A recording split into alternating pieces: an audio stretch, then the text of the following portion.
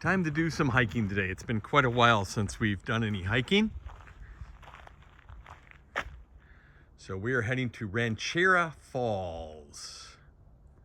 Let's try that again, Steve. Rancheria Falls.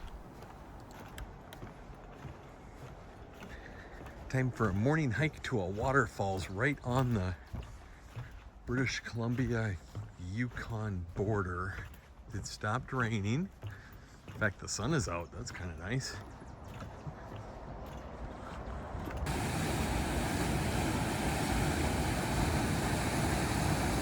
It's actually a couple of separate falls here. Just beautiful.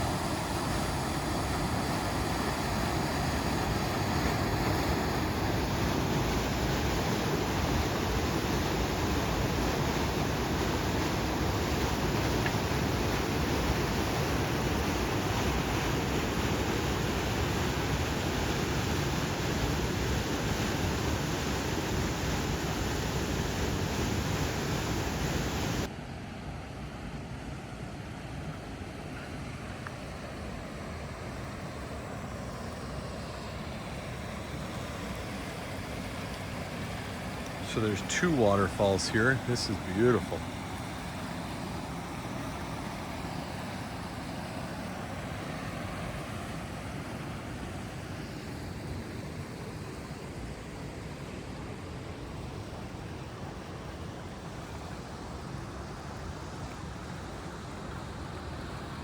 Corinne just noticed this rock formation over here. Very pretty.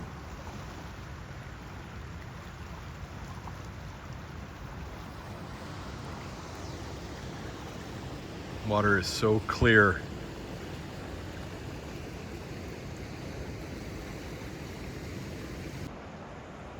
A little bit different view. Actually, this just reminds me so much of the Kettle River, which is in northern Minnesota.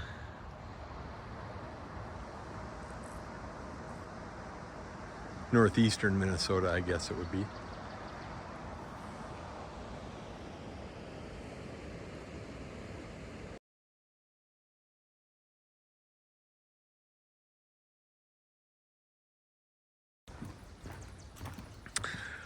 Okay, for the record, I just got slapped. Yes, it did look like the Kettle River in northeastern Minnesota. It actually looked like Jay Cooke State Park in northeastern Minnesota. And so I just got slapped because I had said earlier, if you say this looks like Minnesota, I'm gonna slap you. There are so many areas that don't look like any place else. Look at the moss growing on the desert floor, on the forest floor. As cars go by on the Alcan in the background.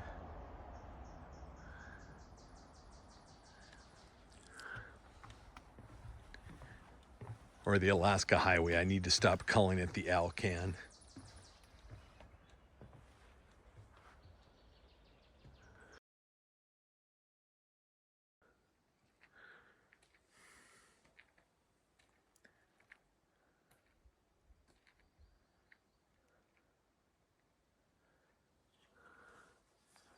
It's a beautiful forest along here.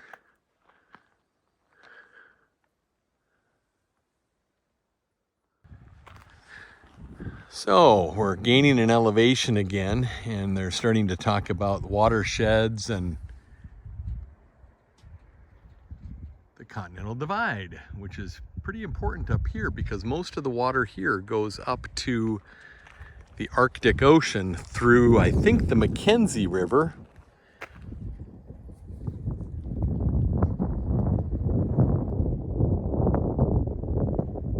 Yep, I was right.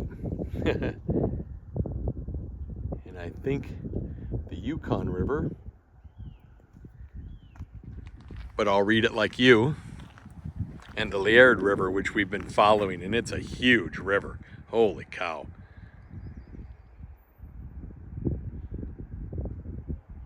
But a very nice area. We're driving west in southern Yukon, and we actually are kind of skirting the British Columbia border a little bit here. But this footage just so beautifully showed what the territory looks like, what the Alaska Highway looks like in this area, and what the mountains all over the place look like. So I wanted to keep this in. As well as this big boulder on the left side of the road there is called The Rock, and it's a great geocache stop. All you have to do up here is blink, and it goes from partly to mostly sunny to rainy to road construction. Gotta love it.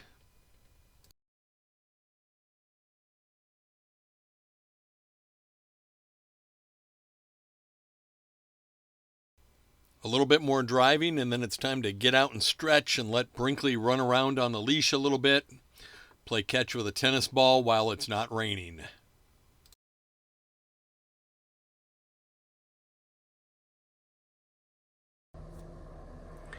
We have rolled into Teslin, where I think I heard this is the second longest bridge in the territories. Oh, it's second longest bridge along the Alaska Highway. Beautiful area. Teslin River. Wildlife area.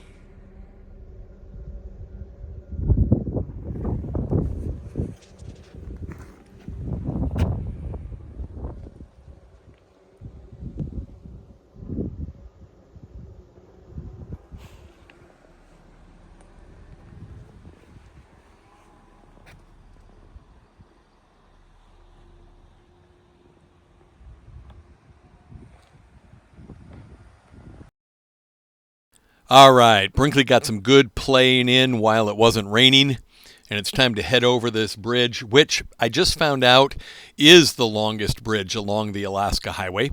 This one was built in 1956, replacing the original one built by the U.S. Army in 1941. And as you can see, there's a new one being built next to it, which will open in 2026. So another new bridge along the way here. It seems like all of them are being rebuilt. But a beautiful day. We've got a couple-hour drive to get over to Carcross and have some fun over there. We'll have to stop and fill up with gas. We're not really at the point yet where we have to at every stop, but we are kind of learning how far it is in between stops. Don't be too shocked. That price equates to about $5 per gallon. We also have to stop at the Hippie Inn, another geocaching spot, which is kind of fun. And then we make it to Carcross. Cute little community with a great visitor center. We'll go in there and get some information. And then we'll go walking around and maybe get some dinner. So we walked into the visitor center and said, how far to the commons? And they said, right out the back door. Just a little artistic area. Beautiful shops. Just love this.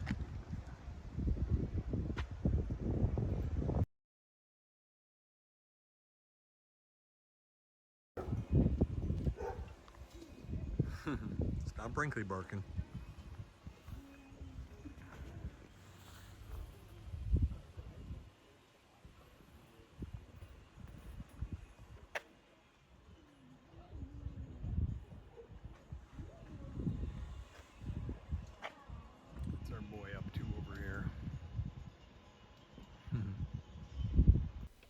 This was a really cute area. We bought a couple things in one of the shops.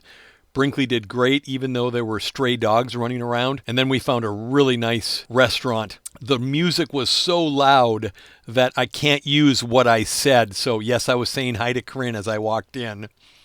And then we looked at the menu, and some of it looked really good. Let's give it a try. Okay, I'll get a really quick video here while there's no music playing. Poutine. It's called Motherlode Poutine. Holy cow. Woo. Let's see. 2 thumbs up on the Motherlode Poutine. Nah, not really. Okay, take 2. Brinkley going to find a bathroom. An old church here in Carcross. This is pretty cool. Lots of history down here. We'll be back through this area probably in early August on our way home, but we decided to come down and do something a little different. We hope to learn a lot about the Klondike Gold Rush once we get up to Dawson, but it's kind of cool to be able to stop at one of the points along the route.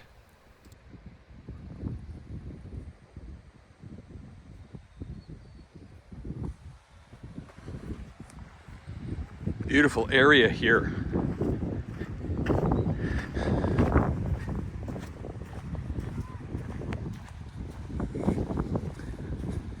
Beautiful beach. It is extremely cold and there's kids out there playing in their swimsuits. Good for them.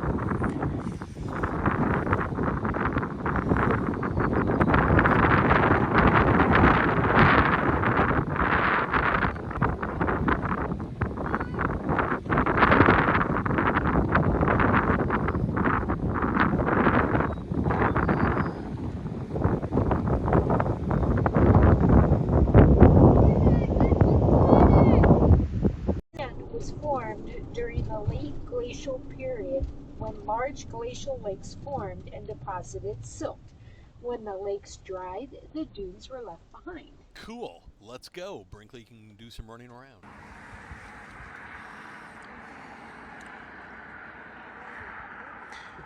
We are at the Carcross Desert, which is marketed as the world's smallest desert. Isn't that interesting? It's right here on the Klondike Gold Route.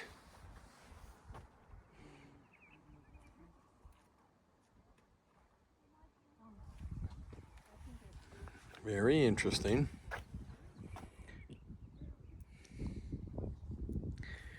Corinne's getting a picture of Brinkley down there.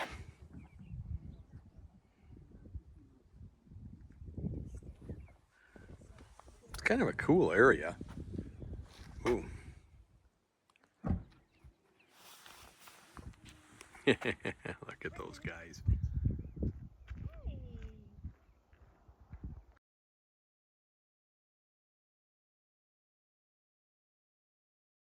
Well, the last sand dunes Corinne and I were on, we almost got blown off. And when I finish the Southeast trip videos later this year, you'll see that video footage. It's pretty funny. This is pretty interesting. It's not a desert, but it is a desert. But it sure has some huge hills. I mean, over here, there are people standing at the top of that dune over there. So you can see the people standing there. That's how big that dune is. It's pretty cool. Let's see what Brinkley and Corinne are up to.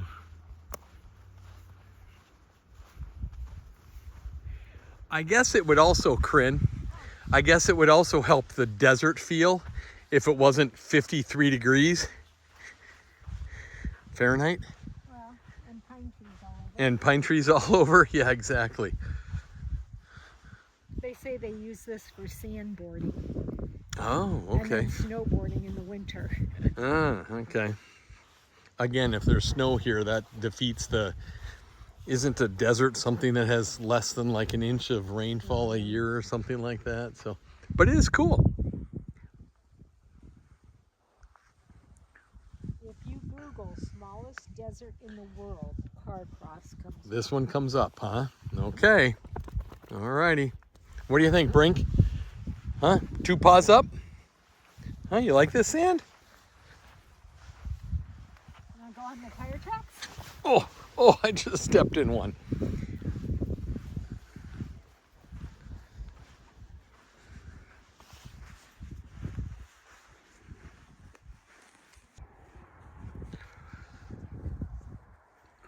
Love the mountains around here. Oh, look who I found. Hi. Let's go, Brink. Looks like there's lots of dune buggying.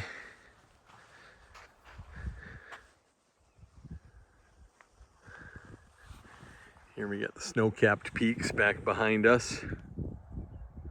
Actually, all around us back there. And over here. Just did a little 360 there. I'm dizzy. Well, we left the desert and headed north up toward the mountains a little bit closer, and we needed to find a place to boondock for the night. I had done some searching on iOverlander and found what I thought was going to be a perfect spot.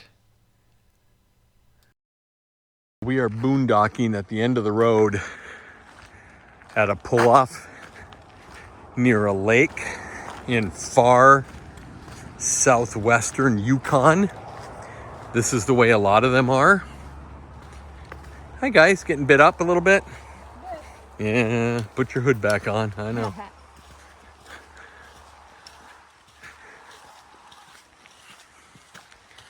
But we drive up this road and look what we've got. Peace and quiet, kind of. The road's a little noisy, but not too bad. But it's pretty great back here. There's one other camper off to the side, and that's it. It's free, it's safe. Can't beat that. We're back out in the woods geocaching. We're above a beautiful lake right outside of Carcross. I see a blue bear down in the woods. Say hi, bear. Hi, Bear. Oh, somebody was here today. Cool, we were. Arizona, Scott and Danielle. Nice. Well, now Brinkley was here from Minnesota. It's a beautiful area. Lots of fallen trees. This one's obviously very, very old, but lots of fallen trees in the area here. I want to go back to the visitor center tomorrow morning and find out if there was a major storm within the last few years. There's the lake. I'm going to send my drone up in a few minutes. It is currently 8 o'clock at night, and you can see how bright it is. Incredible. Yeah, there were a lot of trees down. Brinkley had a great time walking around with us in the woods. He sure does love that. It's a lot of fun being able to get the drone up in places. Unfortunately, I can't put it up in a national park or state park or in a city. But when you're out in the wilderness, it really gives you a different perspective and a different view on things. And of course, you can see so much further. As the camera swings around, that's Surprise Mountain.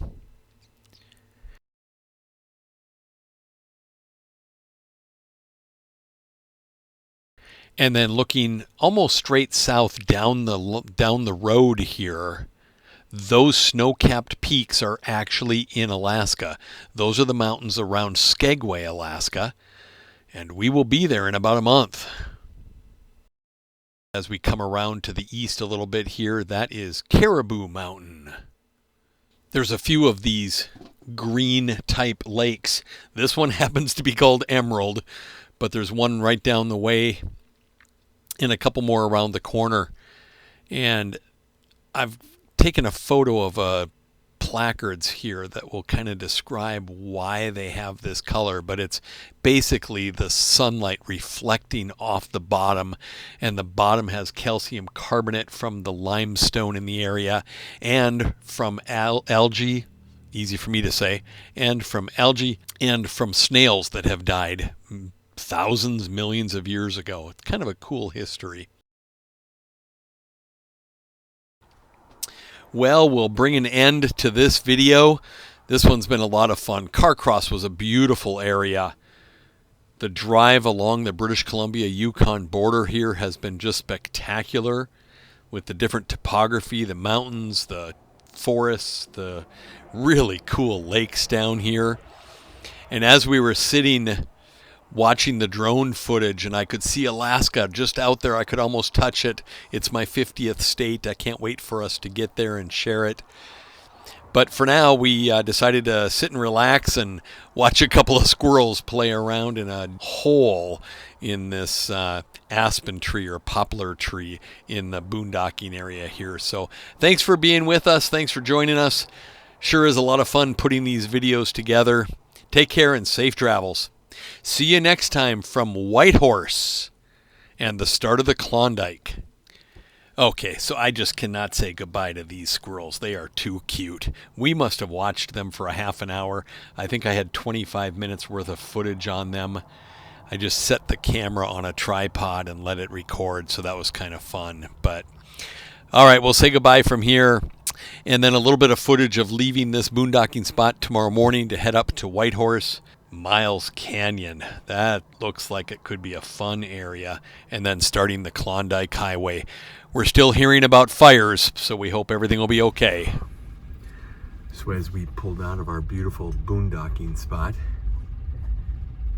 we noticed 4 rigs from Europe. 3 there and 1 here from the Czech Republic. And we've got a couple of old antique VW bugs over here. And behind them is the Hakuna Matata rig we've seen a couple of times around Yukon, British Columbia. That's been kind of cool to see. And then, of course, before leaving Carcross, we had to head back into town and pick up some coffee in Danish. Oh boy. This video is sped up quite a bit, but I loved the way the little clouds were forming in this mountain valley right straight ahead of us. Bye for now.